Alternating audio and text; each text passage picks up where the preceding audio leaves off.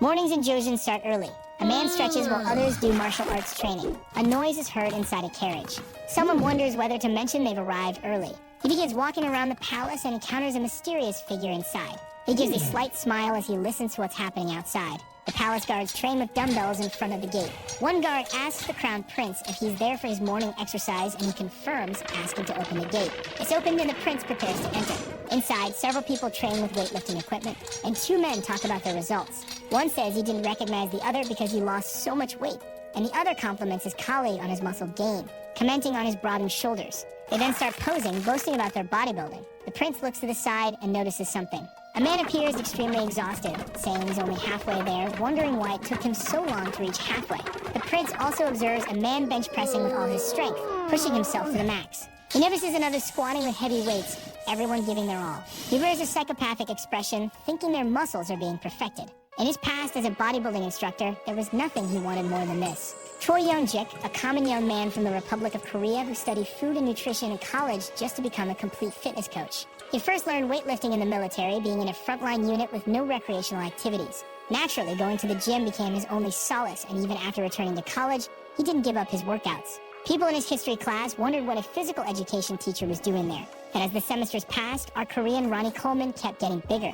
Anyway, thanks to that, he got his Class 1 certificate. It was the occasion that sparked his celebration with his friends. If there was anything different from usual, it was him drinking alcohol, which he normally avoided for the sake of his muscles. In his room, Choi snacks while wondering whether to watch YouTube before bed. One of the recommended videos is the reason why the great King Sejong had a short life. Choi thinks it's because he didn't exercise. Already drunk, Choi reflects on what life would be like for a bodybuilder back then. Because of this idea before bed, we'll see the history of Joseon being rewritten by a bodybuilding enthusiast. He fell asleep drunk, thinking it would be really fun. After his sleep, someone says the crown prince must wake up. Choi opens his eyes in pain, wondering where his foeman is. But he notices something different when he hears the rooster's crow.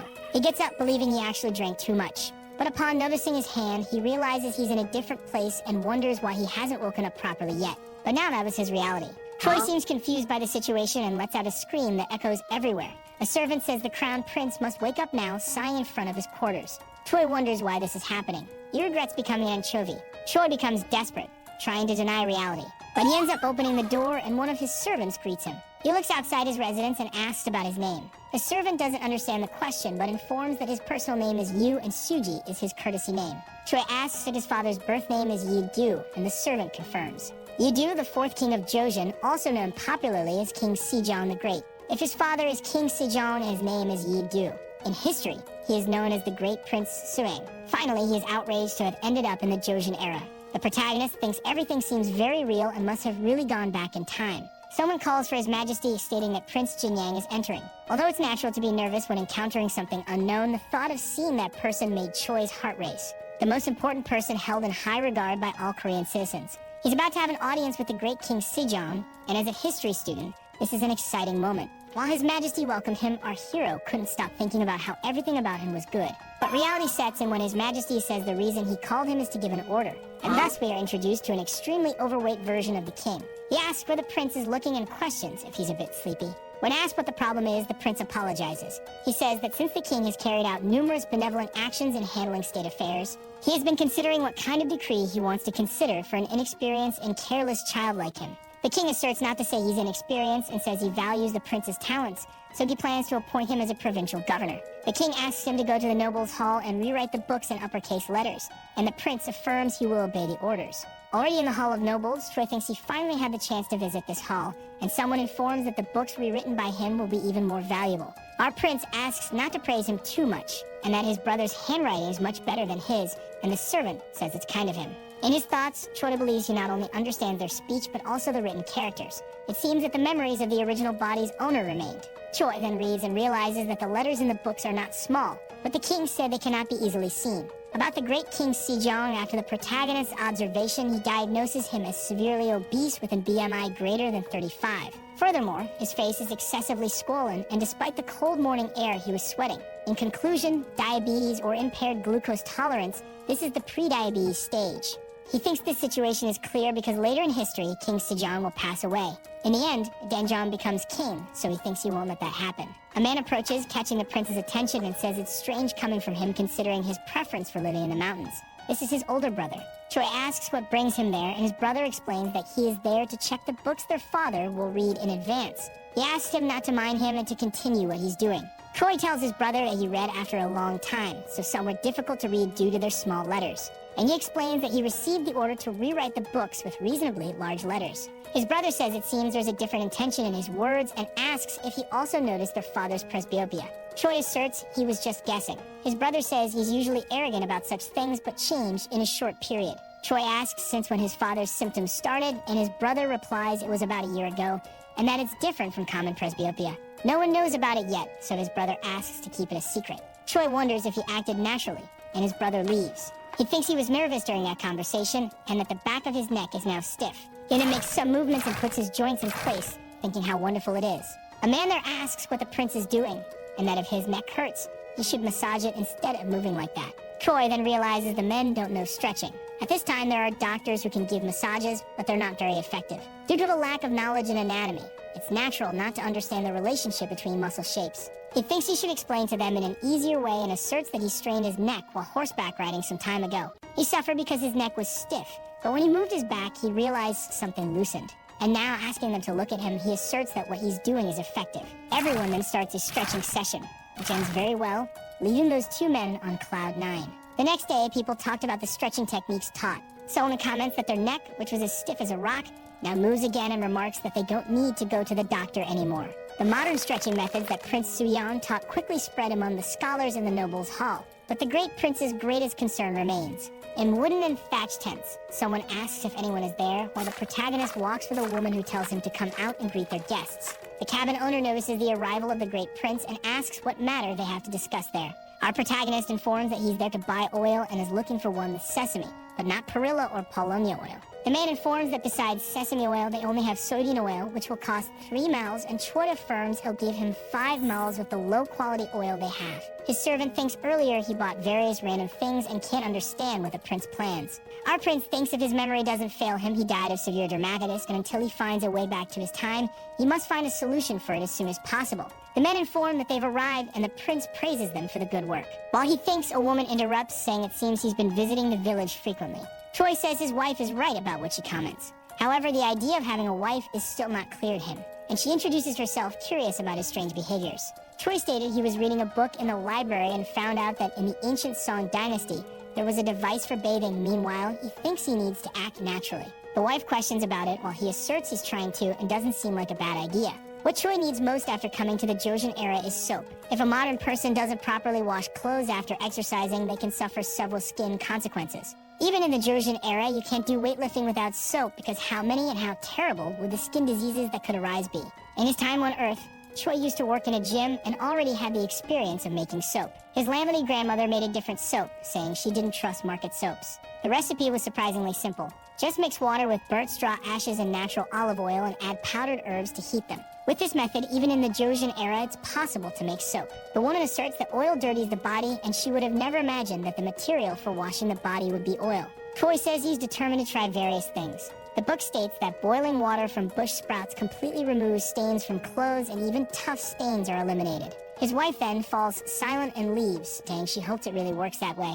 Choi, in turn, thinks about what's happening and believes the harmony doesn't seem good. On another morning at the location, soap making begins by Choi. He thinks the saponification process is a success for now, and to find the perfect ratio, he has to keep experimenting. However, just by looking, it doesn't look much like soap, and Choi wonders how effective it will be in cleaning. So he decides to try it first and realizes there's still a lot to improve, but the cleaning ability is acceptable. Although the main ingredient is sesame oil, so the smell isn't very pleasant. He thinks that if he solves the smell problem, it'll be possible to produce on a large scale and wonders if he can end up selling abundantly in the Ming dynasty. The next destination now is King Sejong's health. It's said that even King Taejong, known for his strict approach, gave up trying to make King Sejong exercise. For a king who doesn't listen to his own father, a second son who's not even the crown prince trying to make him exercise would make him extremely irritated. Thinking that in the end, to convince the king, he must logically convince him. Choi realizes even his physical form is a problem and can't teach weightlifting with a body like that. To increase persuasion, he must achieve a 400 kilograms lift in the 3 main disciplines and about 670 pounds in muscle mass, making a pose in the middle of the bath that leaves people in the place confused. The next step is to turn weightlifting into an academic discipline and create a book containing that history. Choi thinks of a saying that mentions prestige and good reputation. If they improve the bodies inherited from their parents, this would be filial. So he'll make a book that records the discipline of building oneself and shaping the body, named Bodybuilding Secretary. Later in the palace, the prince began to exercise by doing pull-ups on a piece of wood connected to a door. After finishing his session, he wonders what talented body it is. In addition to pull-ups, he also did dips, push-ups, and even the dragon flag. He thinks that for the other parts, at least there's some talent, but the core strength and pulling are beyond the reach of ordinary people. It's impressive that he can do 15 push-ups in a row without getting tired even with this excess abdominal fat. Then thinking if it's true that his lineage won't go anywhere. The servants inform that the materials the prince ordered have arrived. Choi ordered dumbbells, and the man says it's reassuring to hear that he liked it, especially since it's the first time he's done it. The prince is very happy as the men leave the room. They talk among themselves that Prince Jingyang has finally gone mad because spending 80 acres of rice to buy those cast irons is a horrible decision. He states that even in the samurai family there is no need for so much iron, but he concludes that perhaps the prince is recruiting soldiers, and his colleague asks him to speak quietly and be careful what he says around people because they only need money in circulation. Choi thinks that his calisthenic exercise so far hasn't made much of a difference, but it will be different with this much iron. The wife's servant tells her that even though she is royalty, it's an exaggeration, and asks if her lady will just watch, but is cut off by her. The servant asks why she doesn't try washing her body with oil and criticizes the protagonist's decision to spend 80 acres on a bunch of iron. The prince's wife thought he was obsessed with hunting for a long time, but now he was obsessed with strange objects and doesn't know what she did wrong. She then tells her to stop saying those things, leaving her servant a little embarrassed. She reminisces about good memories with the prince, like the day he handed her a rose, but today it's not the same anymore, and she cuts one of the roses she had received, thinking she wants to sleep early this day and doesn't need attention from others. The woman then starts to take her bath and observes the soap made by the prince. She wonders if she should wash her body with it and decides to try it once, thus passing the soap over all parts of her body and realizing that it was very different from the usual. Choi came out of his bath thinking he really needed to lift weights to feel like he had exercised. Suddenly he hears a noise and asks who's there. He realizes it's his wife, and she comments that the soap called Dirt Remover is great, but the strong smell of sesame oil is a problem, and if she bathes with it every day, someone might mistake her for an oil vendor's wife. Choi then asks if it would be better to use pig oil or beef oil, but remembers that it is a very expensive product and with a not-so-different smell. Instead of selling to the Ming dynasty, this will become an exclusive business for the nobles of the Joseon dynasty. He says he found an easy solution to solve that and asks what she thinks of mixing camellia oil, affirming enthusiastically that it will surely have a better smell than sesame oil, thanking his wife and leaving her blushing. In the Gakon region, a man greets the great General Jin Yang. Our prince says the man's face is engraved in his memory and asks if he participated in the hunt last winter. Trying to drive the deer out of the thicket, the man's body was very hurt. People went through a lot of difficulties, and now the prince came to compensate even if it's late. Choi says he would give him his silver, but it seemed wrong and states that for his house, every 15 days, 2 bags of rice and eggs will be sent along with chicken meat and more things. Our prince asks him to make sure to use this, especially with his family, and the grateful man asks how he could repay for the kindness. Choi, in turn, states that there is no need to repay, just to inform every fortnight the growth and weight of his children. He promised to provide food for 20 families, and with that, he recorded the weight and height of the children, giving a balanced diet focusing on proteins for 10 of them. And for the other half, a diet focusing on carbohydrates and fats is provided. Next, changes in the physical shape and mutual abilities of the children will be recorded to use them as reference data. In his thoughts, Choi gained an advantage over his father when he convinces him to exercise. A blacksmith hammers on a sword while the protagonist asks a man if he can do what's on paper. The man says he can't read but understands numbers, and a round piece of iron weighs 30 kilograms. The same weight as 3 lids of the Warsaw-style pot. He asks if the protagonist plans to fit them on a pointed pin, which Choi confirms. He asks if this means that 4 will be placed on each side, and is shocked to think that if there are 8, it will be 240 kilograms. The prince says that to be honest, in the end, an even more powerful weight will be needed, and that this bar must support at least 300 kilograms. Our prince then takes a paper from his body and tells the man to wrap the iron plate in a bar about 3 feet long. Our prince thinks that is interesting, and with the technical capabilities of this era, maybe it is possible to make a gun. A man says he believes His Majesty will certainly appreciate the invention as it deserves. Our protagonist thinks that since he took over this body, the prince's image has improved, and in this case, he is there exactly to restore order. Suddenly, the prince's attention turns to the man next to him. By activating the coach's eye, he realizes that the man has a standard body constitution, excellent shoulders and triceps, wide muscles resistant in the back, dense muscles in the shoulders and trapezius. Choi thinks this guy is an illegitimate son, so he can't become an officer. However, he is the ideal candidate for the initial tests. Choi says he wants the man to become his first student on the path to the perfection of the body, and if everything goes well, he will have no rivals in the entire ocean. The man fills with happiness, believing he has gained an advantage, and asks how he can thank his lord. Choi, in turn, says there is no need and just to trust him, thinking that the man doesn't even suspect what he's getting into. In his quarters, the crown prince is summoned by our hero. He wonders if Choi really came, and Choi confirms that he did. The crown prince analyzes our hero's body and says he has noticed many improvements and is curious about where this encounter will lead.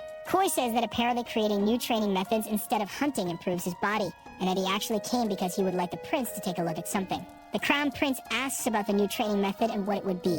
Our hero then presents the soap. The crown prince says that it is truly a miraculous substance that removes contaminations. However, the price of camellia oil is very high. But if it were just an expensive oil, it would be a waste of rice. So depending on the manufacturing process, it can become quite economical. The crown prince asks to borrow the brush for a minute and says he understands. Our protagonist suggests that he write that he managed to get rid of dirt with the help of the soap created by Prince Jin-yang. And to avoid dirtying the books, all employees should wash their hands with it in the morning and at night. The crown prince says that in his opinion, despite the high cost of the soap, almost everyone will be able to afford to use it. But considering the novelty of the product, people still won't buy it. Our prince then asks if he plans to force all employees to use it. However, it is denied by the crown prince, who says it will be better to present it in a way that hints at the benefits so that they will want to use it on their own. Choi thinks that this will be like a free sample currently. The crown prince says it is easier to distribute widely if private negotiations begin, and then a tax can be introduced on it, which will be a new source of income.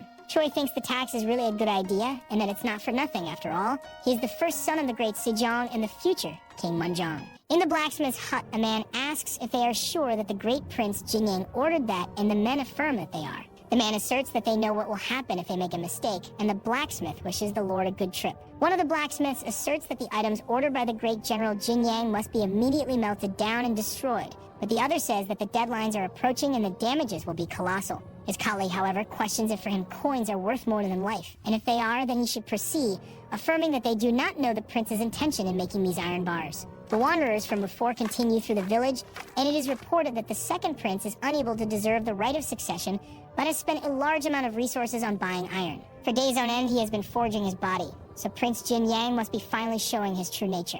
A man comments if the other saw that. He says that when he washed his hands using a product called soap, the ink stains disappeared and the oil from his face also easily removed, thinking it is truly a miraculous substance. They wondered who came up with that idea, and one of them says it must have been the crown prince. One of them comments that the credits go to Prince Jinyang, and people seem not to believe. Choi trains his body doing a flat bench press. His servant helps with the spotting while his repetitions already reach 9. He then thinks he can do a bench press with 45 kilograms for 10 repetitions. Choi puts away the weight, and the servant says he is already very skilled in this exercise. The prince then begins a motivational speech and thinks that even though he remembers rusty dumbbells from a neighborhood gym, the benefits are massive. However, with production, they faced many difficulties. The blacksmith ended up refunding the money because he said there were certain unforeseen circumstances in making the remaining equipment. They not only failed to complete on time, but also missed the design. Choi then says now it's his servant's turn. The servant despairs, affirming that if he takes that weight, he will be crushed to death. However, the prince does not want to debate and affirms that he needs to stimulate his body with a scary face.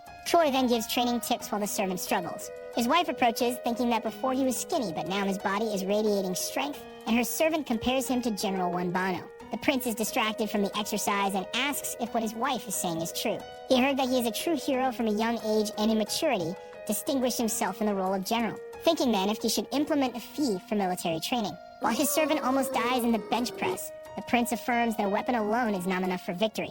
Suddenly, a noise at the gate catches everyone's attention. Choi wonders who dares to enter so brazenly through the gates of his house. It's the wanderers from before.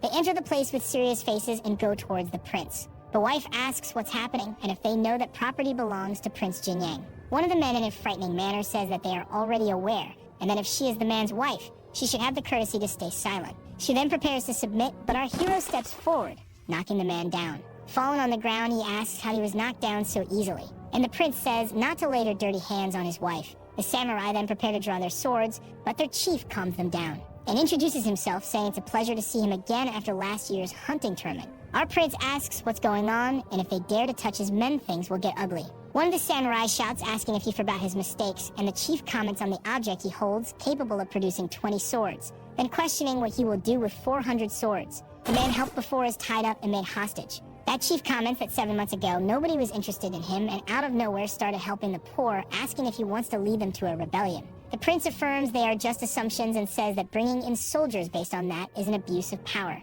The man asserts there is no need for proof and that gossip spreads quickly, then asks if he remembers that they always act like this, and in the end everything that is secret becomes evident. Choi asks what will happen if he is wrong, but the chief is certain of his opinions, affirming that he will interrogate everyone around them. Choi thinks about detention and interrogation, and even if he declares his innocence, they won't calm down. This is a typical investigation of enmity. After all, he hasn't done anything wrong since taking over the prince's body and doesn't know what intrigues they had before his appearance. He then takes a deep breath and wonders what he should do now. Suddenly someone arrives and asks what's going on there. Choi is surprised and realizes it's his brother. The crown prince says he came personally because the bad rumors about him have spread everywhere. He stated that he believed he had found a way to train his body while the samurais asked him to stay away from this madman. The first prince then questions whether Choi is mad, telling him to be more careful with his words because he is not a madman. Everywhere there are those discontented with someone using wealth for personal purposes, but he will give his brother a chance to explain himself. However, you know they are family.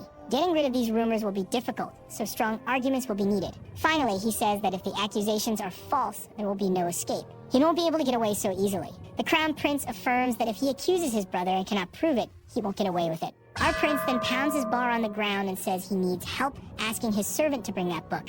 He says he has a valid reason for creating all this, and it's about developing education about a healthy lifestyle. Choi hands the book to the prince and asks him to familiarize himself with the information. The first prince starts reading and sees that the philosophy seems to make sense. However, he still doesn't understand the need for so much investment in it, asking why so much is being spent on the healing method. Choi approaches his brother's ear and says that the older brother knows that their father is growing weaker every day.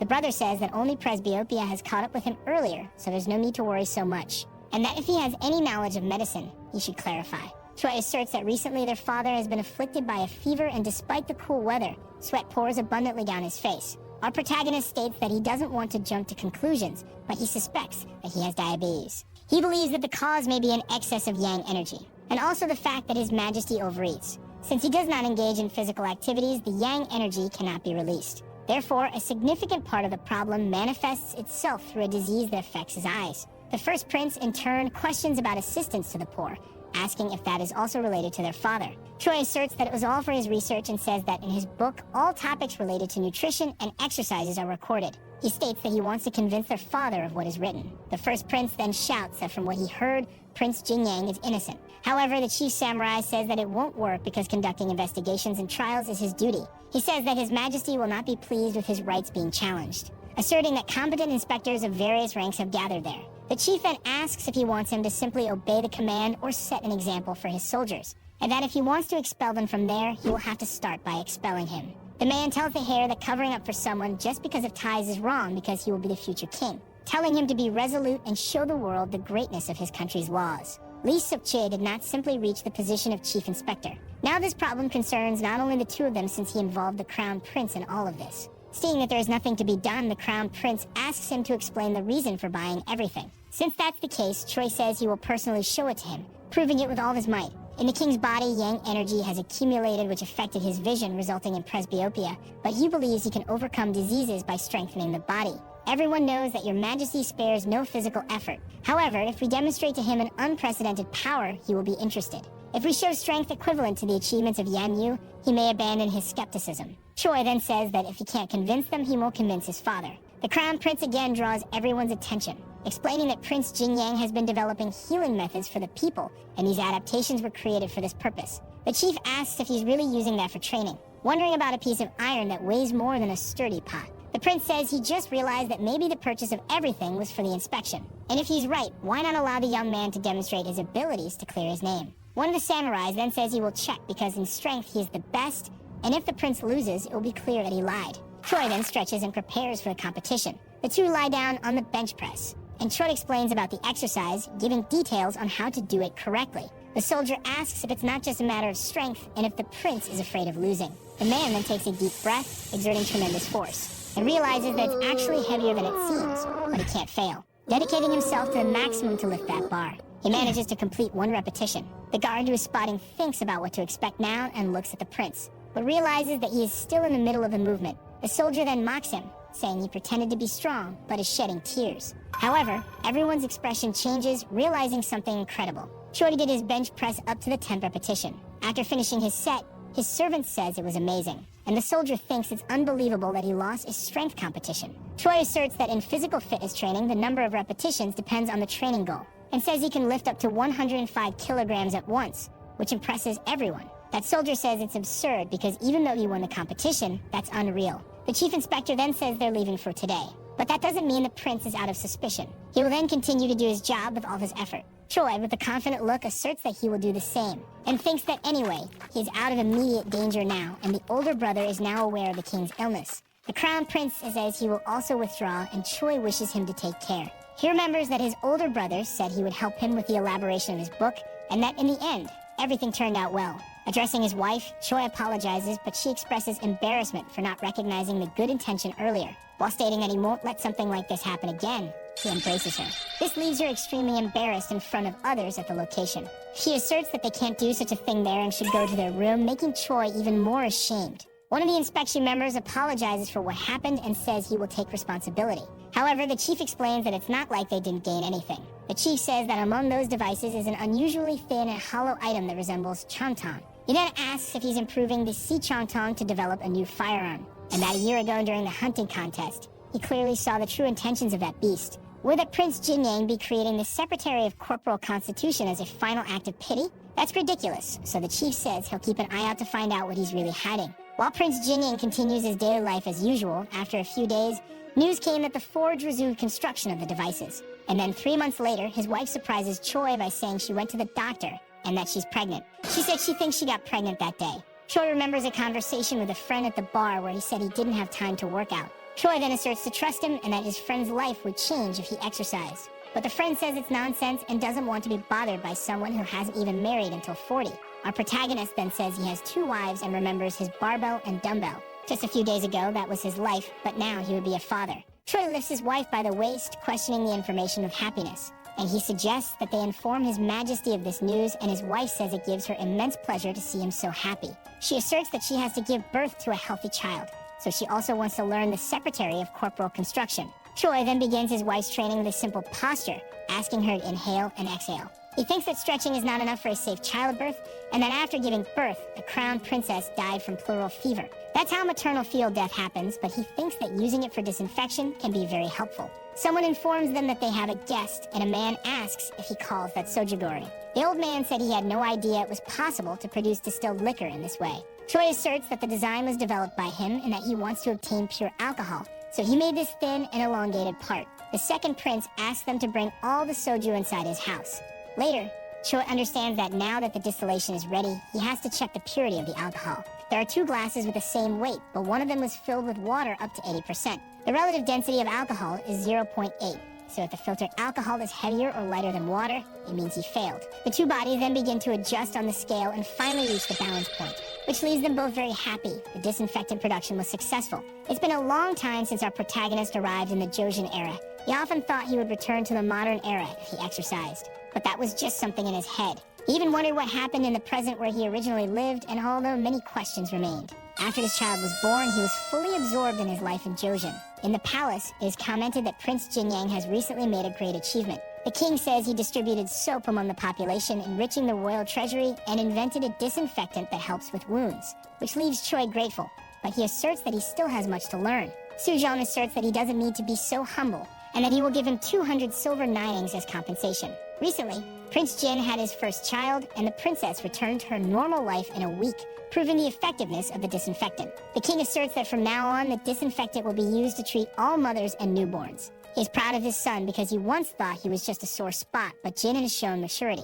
As he looks at him, the king's eyes gradually close until he passes out. People despair around the king, clamoring for a doctor to be called. This year is March 1438, and Sejong's illness suddenly worsened. The crown prince says the king's illness worsened, and fortunately, he recovered quickly, but the unease remains. When asked how he is now, he says thirst makes him drink a lot of water, and his vision has deteriorated a lot. Even the decoction had no positive effect. Choi asks his brother if the father has mentioned symptoms, things like seeing a fog and insects around. This is something his grandfather mentioned one day when he suffered from diabetes. His brother says he never mentioned such symptoms, but says it's frustrating not being able to see things from afar. Choi asserts that in this case, it's not so serious yet, and that this symptom may be a consequence of overwork.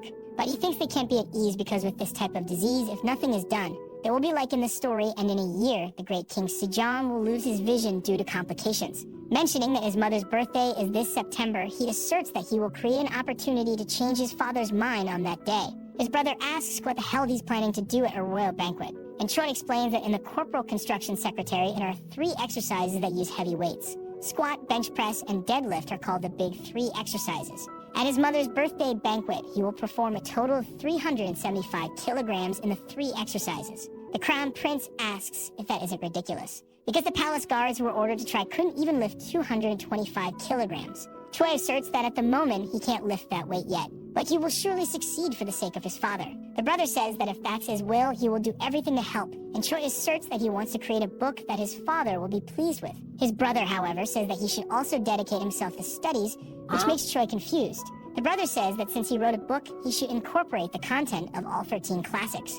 Choi tries to maintain composure, but thinks he's screwed to do that. But that's to save the great King Sejong. So finally, Choi says that his brother can count on him, and that when he reaches 375 kilograms in the big 3, they will bring up the topic of the book in front of their father and ensure he tries their method. They then argue for their father's well-being. Choi thinks he's about to take on something really crazy because increasing by a few percent in 6 months is already questionable. But even if he succeeds, this body loaded with fat won't be a convincing argument. He believes that to showcase his muscles in all their glory, he needs to lose about 3 kilograms of fat. And the best way to burn calories in this era is walking. He hopes the unlimited potential of this body will be useful. Back at home, he reads the books his brother requested while pondering his exhausting routine. While contemplating giving up, he imagines what his brother would say to him. Choi understands he can't complain at this moment. With his meal on the table, his wife asks if it's acceptable for him. She explains that oatmeal is something eaten to fill the stomach, and Choi asserts that he must prove himself at his mother's birthday. While talking about his extra fat, he asserts that he will eat until his filial piety is proven. His wife says she can't understand her husband's ambition, and fearing the porridge might be bland without seasoning, she salted it. Respecting her husband's decision, she asks if their servant is there and requests to take away the served table and bring a new one, asserting to make sure to never add seasoning to her beloved's food while he cries. After another running session in the forest, more deadlift training, climbing, and readings. Choi atop a mountain thinks time flew by quickly. The day of Queen Sojin's birthday banquet arrives. A man makes a presentation by standing on a horse. Sojin is delighted, saying that Lilgu's riding talent has reached a new level.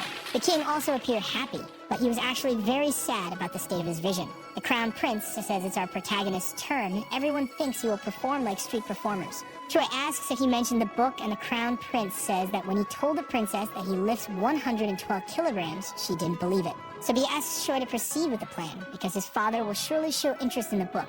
The prince then says seriously that this is something he really wants from his brother. During Queen Sojin's birthday party, Prince Jinyang's turn to present arrived. He squats and congratulates his mother on her birthday, because the fact that he exists in that world is all thanks to the divine kindness of the king and Her Majesty the Queen. With that in mind, he created the Corporal Construction Secretary, which means healthy discipline for self-enlightenment and the development of a fit body. The king asks Yu what that huge iron object behind him is and what he's trying to show. Choi says he prepared something small just to repay his kindness, and as he holds the bar, he says he's overwhelmed with countless emotions. He removes his cloak, showing his exceptional body to everyone, saying that what they are seeing today is something granted by both of his parents. At Queen Sojin's birthday in the year 1438, a ceremony that changed the course of history unfolds now. The soldiers are stunned, saying they've never seen a body like this in their lives and wondering if this is the prince they know. Choi then says he will start, and everyone wonders what he will do. He lies down on the bench press with the weights and begins repetitions. Once again, he surprises others and continues his repetitions one after another.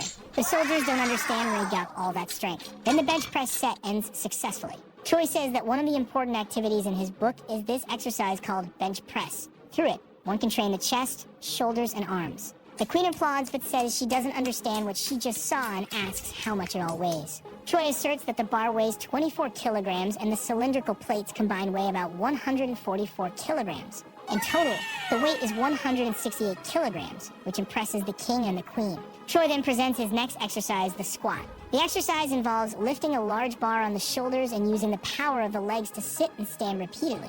This technique not only trains the legs but also the glutes, waist, and lower abdomen. The queen despairs, telling her son to stop it immediately. However, the second prince ignores her and says he will now do the squats. He takes the bar off the rack and rests it on his trapezius with the low bar technique. Choi then squats like he never squatted before. He focuses on the eccentric phase and gathers all his strength to do the concentric. And he finishes his movement with 204 kilograms. The queen is surprised that her son managed to stand up, and the king asks his servant to call a doctor, asking if it's even possible for the human body, but his servant also doesn't know. But this spectacle seems to be related to the so-called healthy discipline. Choi then presents the last activity called deadlift, and for that, the largest iron bar is used. Everyone goes crazy with what was said, and the crown prince decides to intervene in his father's conversation. He says he's worried that Yu's waist might be injured. With the king's permission, he says he will take some precautionary measures, thus putting a belt around his brother's core. For a brief moment, the two look at each other fearfully, because now the weight is 240 kilograms. Choi tells his father and mother that since they granted him a body capable of using such power, they will continue to care for it properly and fulfill his duties. The inspection members comment among themselves that the prince must have lost his mind and gone crazy. Choi asserts that he could have handled more weight than that, but for his current body, this weight is overwhelming. Although the belt around the waist helps a little, this plan is still completely absurd. To reach 375 kilograms in the big 3 exercises in just 2 years. Finally, he thinks that it can't be avoided, and he has no choice but to use the sumo deadlift style. He then prepares himself, taking a deep breath and gripping his hands against the bar, thus beginning the weightlifting work.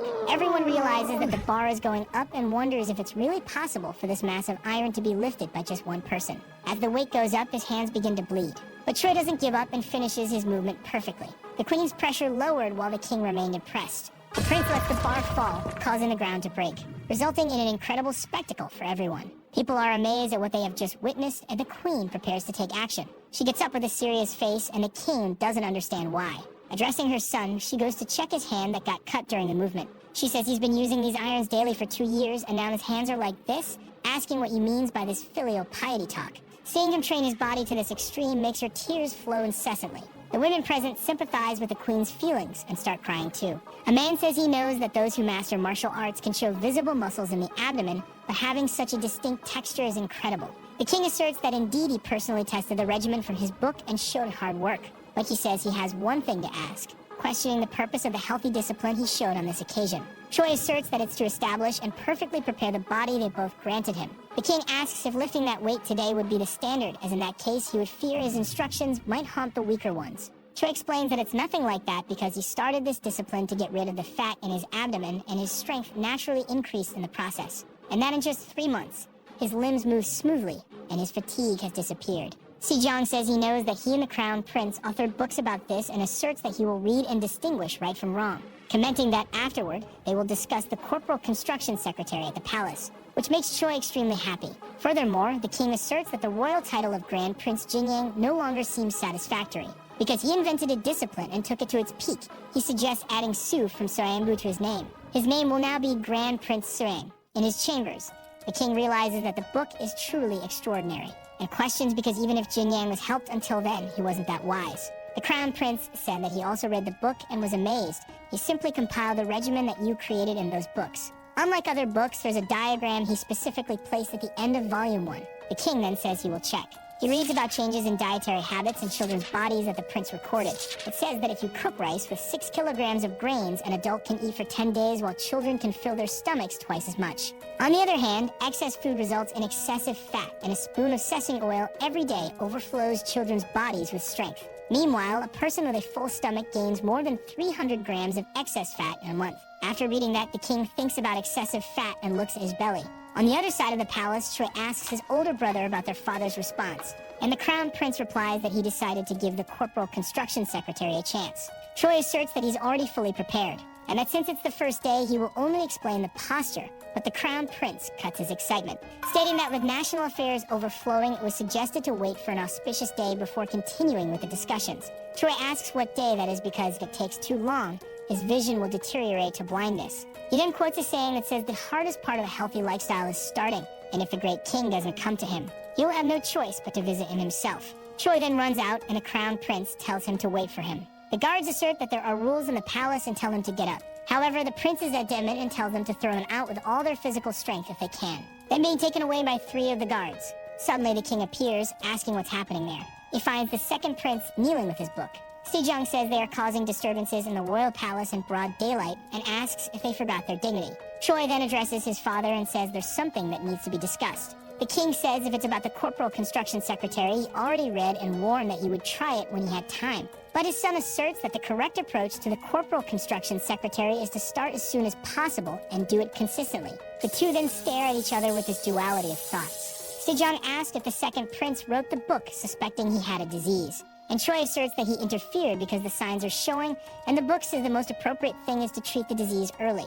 The king then asks his doctor what signs of illness he has, and he informs that he only sweats deeply and drinks a lot of water. Choi thinks it's obvious why the king brought his doctor, and Sejong uses him to say he has no signs. Our prince thought he must have read the diagram of the book and been seriously contemplating his illness. The issue is that he just hated to exercise. So all that needs to be done is to give him a push. Choi then says that considering the symptoms, he believes it might be type 2 diabetes. He asserted that he tried to put his body in a similar condition, making everyone surprised. However, he never actually put himself in such a situation. Diabetes is a disease where excess yang kai destroys the body, and as we know, sugar is also used as medicine to replenish yang kai.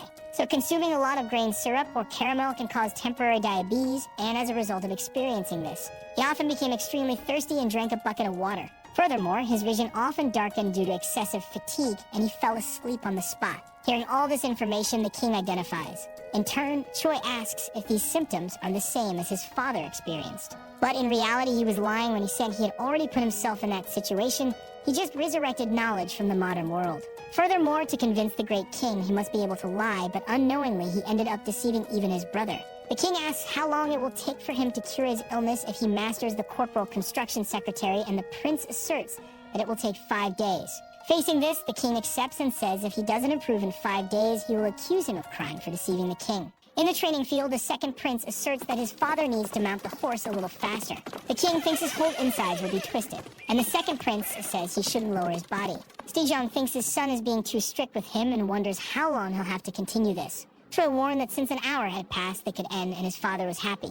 However, he was just talking about warming up. While Jimmy squats, Choi tells his father that he should exhale when exerting his force and inhale when relaxing. He says that doing 24 repetitions is enough and that he should firmly support his back against the bench, also observing the width of his legs and leaning his body forward. A servant of your majesty says it's time for the royal meal, and the king asks him to bring it to him. However, it's just a small and tasteless meal, which leaves the king extremely unhappy. While eating, he thinks this rice texture is horrible, and that eating horse feed is better than this. He then bangs his spoon against the table and demands the royal chef be brought immediately. The servant said he would call, and the king becomes increasingly irritated, saying to take that away from his table and calling the food disgusting. He asks where the meat in the soup went and why there's only tofu and radish slices. The only piece of meat has no fat, and he can't even eat it. While asking to throw it to the horses, Choi enters the hall with a frightening look, asking if the food doesn't suit his father's taste. He said he prepared this meal especially for him. Because to control sugar levels, both grain syrup and honey were removed, and germinated brown rice keeps the feeling of satiety for a long time. Plus, tofu is a useful substitute for meat. Sejong, enraged, says that it's not delicious at all. Choi then apologizes to his father for what he's about to say, but asks if he didn't already absolutely agree to follow his words for the next 6 months. He said he learned in the Analects that a wise man regards promises as high as his life, and he says he's willing to do the unimaginable for such a promise, asking if the king can't fulfill even such a simple one. Sejong starts eating silently and wonders who he took after to be so stubborn.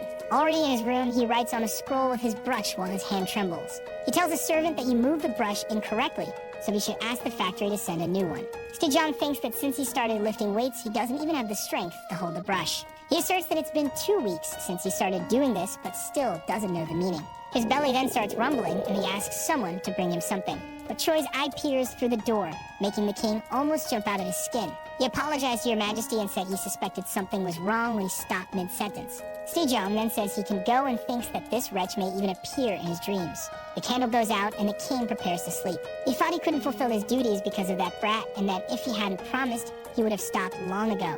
Night falls and the servants guarding the king's door are surprised. They think it's serious because the king usually tells the servants to leave because he snores. And just 2 weeks ago, he couldn't even breathe properly, tossing and turning all the time. But now the king is sleeping soundly, and in his dreams, he imagines himself training him with a beautiful body, which makes him very happy. Finally, the 1-month result of the corporal construction secretary has arrived. Choi asks who's there and realizes there's someone sleeping. The man wonders what's going on and starts hallucinating about the king's second son. He talks to his doll and comments on the deadline for the production of the armillary sphere. The man then, with a strange smile, asks the doll if his majesty will expel him when the high-torque water clock is ready, saying he knew. He asks if he wasn't the king's object. and wonders where his life went wrong while laughing. Amidst his hallucinations, Choi interrupts him, making him realize there's someone else in the room. He apologizes for showing an unfavorable side of himself and asks why he's there. The second commander and Deputy Jang is a genius who went from being a slave to being promoted very quickly to the position of a third-ranking official. As a royal engineer who has significantly contributed to the development of Joseon. Even in modern times, he is often mentioned as an excellent scientist. But somehow his image seemed different from what Choi imagined. While thinking if scientists were really like that, Choi says he would like him to do something for him, and hands him a royal order from His Majesty the King. Upon hearing the words royal order, the scientist enters into total despair. Choi asks him to calm down because he hasn't even reached the main point yet. He asks if the scientist knows about the regiment of the Corporal Construction Secretary, and Jang affirms that he saw him perform it firsthand, remembering that it was truly amazing. Choi says this will expedite the conversation because His Majesty is learning the technique, but the problem is that the days are getting colder and can't go out. He then would like to request that he create something that can make him feel like he's running in a field even while inside a room. Jang says that this device is something he has never made in his entire life, so he will need time to understand. And since he has a mountain of backlog work, it may be that he can only do it after a few years, which makes Choi think that making a treadmill may be difficult.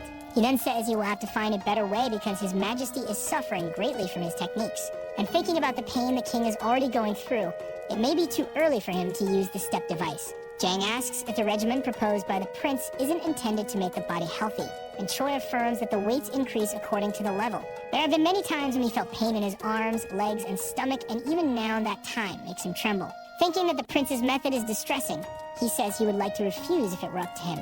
But it seems he has no choice but to do it quickly because it's a royal order. He then says he will draft it immediately and asks him to accompany him. But the prince in turn asks if it won't take years. Jang explains that if they make it with wood like in the picture, it will break quickly, but if they make it with a steel plate, it will be much heavier. So the engineer draws something similar to a hamster wheel, and Choi thinks it makes sense. The prince asks if it will take a month, but Jang affirms that if there are no extravagant decorations, 10 days will be enough. Choi is impressed with the time, asking about the work he has, but Jang affirms that since it's a royal order, he has to work hard. This wasn't his real intention, but for the prince, everything was fine. 10 days later, Choi presents the step device to the crown prince. He says it's a relief to be able to exercise within the palace, but he's worried because the father is the first to use it. Choi then says not to worry because he has already tested it and there are no problems with its operation. His brother says it would be good if everyone were like him, but their father is still a beginner, and you would feel more at ease if someone who doesn't train tested it first. The second prince then smiles and says he has the perfect person for that. The protagonist's brother asks if he's talking about him and that he shouldn't joke like that. He says he doesn't know about the others, but he resembles the father in hating exercises. However, the speeches didn't work and the first prince was put on the wheel to run. Our hero tells him to keep running because only a quarter of an hour has passed. Later, the first prince asks why he also has to do bench presses. And the second one says that someone with a good appearance like his not preparing his body is a shame, so he should do more repetitions. Thinking his brother wants to torture him, the first prince complains while doing his exercise. But Choi asks for more repetitions, even though his brother complains a lot. Later, the first prince asks him to be honest because he did 12 squat repetitions before, then asks if his brother is trying to deceive him by increasing the number. Choi affirms that his calculation method changes depending on how the muscles look and asks him to maintain the correct position. He informs that his brother's knees buckled again, and that his back is too inclined forward. The first prince cries, asking for his kind brother to come back. But Choi affirms that he may be a wicked spirit for the sake of his brother's body, and will consider that he will behave and prepare his body now. Amid dumbbells, a scream echoes through the palace. The king runs on the wooden wheel, and the second prince affirms that there are only 15 minutes left. The great king was breathless after running for just 15 minutes at first, but now even an hour is easy. His brother also, who at first could only do 12 repetitions in bench presses, showing that this family's talent is unquestionably another level. The interim second commander also had a considerable role. It's already excellent that he made the step device with the technology of this era, but he requested a field study to find areas for improvement. Choi wondered why his image was different compared to history. But as expected of the greatest scientist of Joseon, he has an extraordinary sense of responsibility. People comment that the king has lost a lot of weight recently and are worried if he got sick or something. One of the men says that Sejong got so tired of exercising with the great Prince Suing that he put political affairs on the back burner. It's in His Majesty's nature to learn any new subject of study, and the great prince is making good use of this trait. The servant told the first prince that everyone was talking about it and didn't tell His Highness to not make him worried. The first prince tells him not to say such things because he also lost extra fat since he started exercising and his father is going through the same. The doctor then asks if rapid fat loss isn't also a symptom of diabetes. And they all start discussing that they can't believe in this situation where the regimen for a healthy body actually harms health. They say they should file a petition asking His Majesty to stop at least for a day. The king then appears asking why they are making such a fuss, and everyone is surprised by the king's new appearance. He then asked again but demonstrates a completely different aura with a much healthier, imposing body. Choi warns that the doctor doesn't need to worry because according to the records of the royal clinic, he's sweating much more and the amount of water consumed has decreased. The doctor asks what will happen if it's really a symptom, and Choi warns that they are only halfway through the promised 6 months. He then asks his brother to wait and see because muscles don't lie. With calluses on his hands, the second prince thinks that time is passing too fast and his life in the 21st century seems just like a dream now. Suddenly, a person approaches talking to the great prince. It was the chief of inspection who incriminated him. He says that the prince entered the office again before sunrise this morning, and Choi asks what an inspector general is doing there so early. The chief says that His Majesty complains of fatigue and has less time to engage in political affairs, so he came there to relieve the burden of the king. Choi smiles, saying that he's working hard and that both want to protect the king's health, and asks if the inspector has any plan to behave and prepare the body. In turn, the inspection chief says that unfortunately, it's a lot of work to do, and as an official, he can't only think about his safety. Choi says he's not as well versed as the inspector when it comes to public sector matters, but if he spends 2 hours exercising, he can dedicate even more in his remaining 22 hours. However, the chief says it may be opposite, with 22 hours of service being ruined by those 2 hours. Finally, he says he only wishes the best for His Majesty's health. While walking through the snow, he informs that the 6 months he promised will be ending soon. The Inspection General is an organization that investigates the misconduct of all high-ranking officials and reports them. Impeachment based on official rumors can only be impeached based on rumors. Not requiring evidence for a claim, it's okay not to provide any basis for their allegations. They followed only the principles and were objects of fear for the officials. One of the inspectors says that tomorrow is finally the day of military training, and that the chief must make a decision now. All the members of the inspection went to the king and knelt down asking him to reconsider. The king, in turn, asked what brought them there in such a hurry. The chief asks him to stop the bodybuilding secretary's regimen. All disciplines can take time to master.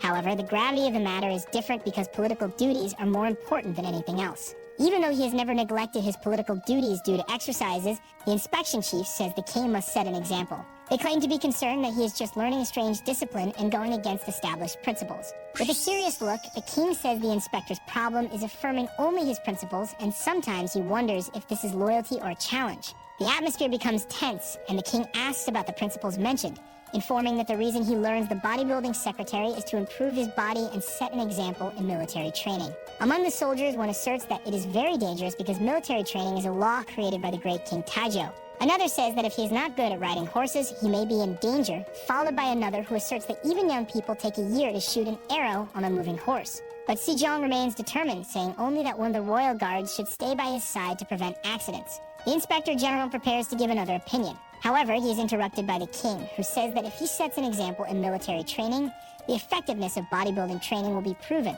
And then at that moment, he hopes everyone will do at least half of what he did. Our video ends here. If you liked it, leave your like. See you next time. Bye-bye.